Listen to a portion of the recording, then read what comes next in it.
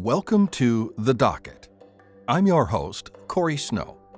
This is episode 22.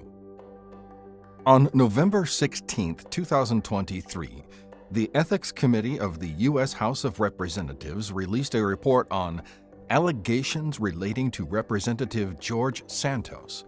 The Investigative Subcommitte of the full Ethics Committee released a 56-page report, and the Ethics Committee released an 8-page summary. What follows is a narration of the Ethics Committee summary report. The full Investigative Subcommitte report will be a feature of a future episode of The Docket. The original document, including all citations and footnotes, is available at a link provided in the show notes. 118th Congress, First Session, U.S. House of Representatives Committee on Ethics. In the matter of allegations relating to Representative George Santos, November 14, 2023. Mr. Guest from the Committee on Ethics submitted the following report in accordance with House Rule 11, Clauses 3A2 and 3B. The Committee on Ethics hereby submits the following report to the House of Representatives. 1. Findings. On November 14, 2023, the committee unanimously voted to adopt the report of the Investigative Subcommitte, ISC, which is enclosed as Appendix A. The committee also unanimously voted, pursuant to Committee Rule 28, to refer to the Department of Justice, DOJ, substantial evidence that Representative Santos knowingly caused his campaign committee to file false or incomplete reports with the Federal Election Commission, used campaign funds for personal purposes, engaged in fraudulent conduct in connection with Redstone Strategies, LLC, and engaged in knowing and willful violations of the Ethics in Government Act as it relates to his financial disclosure, FD, statements filed with the House. Amid a deferral request from DOJ and Representative Santos's obfuscation and delay, the ISC expeditiously compiled a voluminous record consisting of over 170,000 pages of documents and testimony from dozens of witnesses, including financial statements, contemporaneous communications, and other materials. That record demonstrated the breadth of Representative Santos's misconduct. As discussed in the ISC's report, Representative Santos sought to fraudulently exploit every aspect of his House candidacy for his own personal financial profit. He blatantly stole from his campaign. He deceived donors into providing what they thought were contributions to his campaign, but were in fact payments for his personal benefit. He reported fictitious loans to his political committees to induce donors and party committees to make further contributions to his campaign, and then diverted more campaign money to himself as purported repayments of those fictitious loans. He used his connections to high-value donors and other political campaigns to obtain additional funds for himself through fraudulent or otherwise questionable business dealings. And he sustained all of this through a constant series of lies to his constituents, donors, and staff about his background and experience. Representative Santos continues to flout his statutory financial disclosure obligations and has failed to correct countless errors and omissions in his past FD statements, despite being repeatedly reminded by the ISC and the committee of his requirement to do so. The ISC also found that, despite his attempts to blame others for much of the misconduct, Representative Santos was a knowing and active participant in the wrongdoing.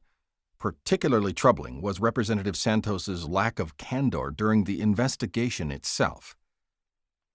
At the outset of the review, Representative Santos was given an opportunity, pursuant to Committee Rule 17B, to submit a signed, written statement responding to the allegations raised in a complaint filed by his fellow members. He did not do so. The ISC requested that he provide all documents and information responsive to its request for information. He did not do so. The ISC asked him to voluntarily testify. He did not do so. The ISC also provided him the opportunity, pursuant to Committee Rule 19B3, to provide a statement under oath, but he did not do so. Representative Santos's repeated public statements that he would like to prove his innocence and is cooperating with the ISC's investigation are belied by his consistent failure to meaningfully cooperate with the ISC's review. The ISC and the committee have now completed their review of the allegations and charges and have amassed overwhelming evidence of his misconduct. This evidence is summarized in the ISC's report. 2. Procedural background. On November 9, 2023, the ISC transmitted a report to the committee summarizing its findings, which include substantial evidence that Representative Santos violated federal criminal laws and other standards of conduct within the committee's jurisdiction. Based on the unique and unprecedented circumstances in this case, the ISC unanimously determined that the committee's duty to safeguard the integrity of the House and the interests of justice warranted the immediate disclosure of its findings and recommended that the committee refer evidence to DOJ. The ISC further recommended that the committee adopt its report and publicly condemn Representative Santos for his conduct, which the ISC found to be beneath the dignity of the office and to have brought severe discredit upon the House. The ISC was in regular contact with DOJ to ensure that its investigation did not unduly interfere with the ongoing prosecution of Representative Santos. Those communications led the ISC to delay its review at multiple stages of the investigation and to forego certain investigative steps. The committee agreed with the ISC's recommendation that these findings should be disclosed immediately and evidence referred to DOJ.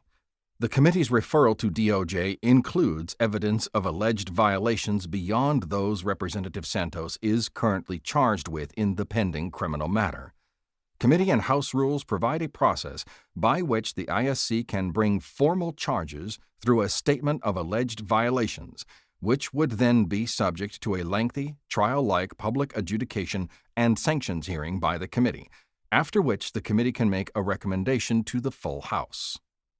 Given Representative Santos's failure to meaningfully engage with the committee to date, proceeding with that adjudicatory process would only provide Representative Santos with further opportunity to delay any accountability for his actions and could risk interfering with the ongoing criminal prosecution. The ISC thus chose to report its findings to the committee, pursuant to Committee Rule 19G, and the committee has decided to send that report to the full House, pursuant to Committee Rule 21A. The committee encourages all members of the House to carefully read the ISC's report, which details grave and pervasive campaign finance violations and fraudulent activity by Representative Santos, and take any action they deem appropriate and necessary based on the ISC's findings to fulfill the House's constitutional mandate to police the conduct of its members. 3. Statement under House Rule 13, Clause 3C. The committee made no special oversight findings in this report. No budget statement is submitted. No funding is authorized by any measure in this report. This concludes this episode of The Docket. I hope you enjoyed this episode. For updates on The Docket, please visit docketpod.com or find us on Threads and Instagram as DocketPod. If you found this useful or interesting, please consider subscribing to The Docket and supporting my Patreon at patreon.com/DocketPod. Thank you.